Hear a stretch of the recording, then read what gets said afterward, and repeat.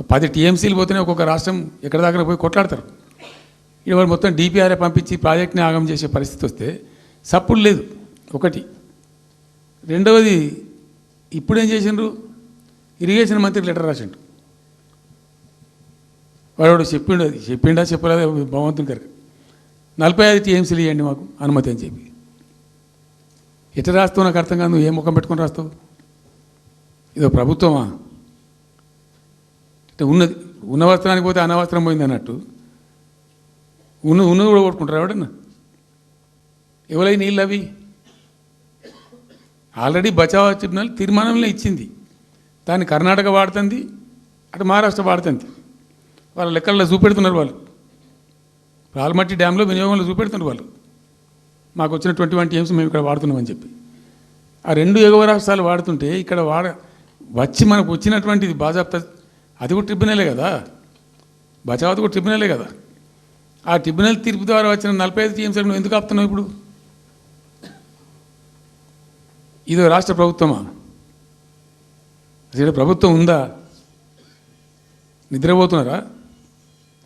ఇంతసేపు real estate దందా తప్ప ఇంకోటి లేదా?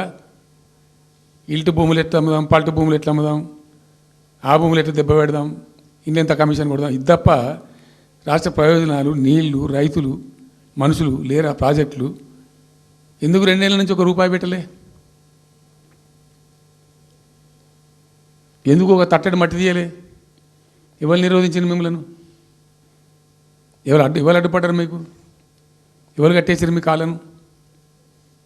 అటు పైసా పనిచేయరు, నిష్క్రియాపరత్వంగా ఉంటారు. డిపిఆర్ పంపిస్తే సపోర్ట్ చేయరు. ఇలా చివరికి 45 టీఎంసీ అని రాస్తారు. అంటే ఏం కాబోతుంది? ఎవరో ఒత్తిడి ఉంది దీని వెనుక? ఏం కుట్ర దాగి ఉంది ఇది? 2 ఏళ్ళ నుంచి నేను మౌనం పాటించి చూసుకుంటూ వస్తున్నాం. తప్పని పరిస్థితి నేను బయలుదేరినప్పుడు తప్పదు. అటు కేంద్రాన్ని ఎక్స్పోజ్ చేస్తాం, ఇటు రాష్ట్రాన్ని ఎండగడతాం ప్రజల మధ్యలో ఖచ్చితంగా. ఇలా మొత్తం విస్తారంగా మాట్లాడినాం, చర్చించినాం. చాలా పెద్ద ప్రజా ఉద్యమాన్ని శ్రీకారం చుడతాం. కంపల్సరీ పాలమూరు, రంగారెడ్డి, నల్లగొండ జిల్లాలలో గ్రామాన దానికి పోస్టర్ డిజైన్ అవుతుంది, కరపత్రం డిజైన్ అవుతుంది. ప్రజా ఉద్యమాలు చేస్తాం, పెద్ద బహిరంగ సభలు పెడతాం. నేను స్వయంగా అటెండ్ అవుతున్న బహిరంగ సభలకు. ప్రజాక్షేత్రంలో ఈ ప్రభుత్వం యొక్క నిష్క్రియాపరత్వాన్ని ఎండగడతాం.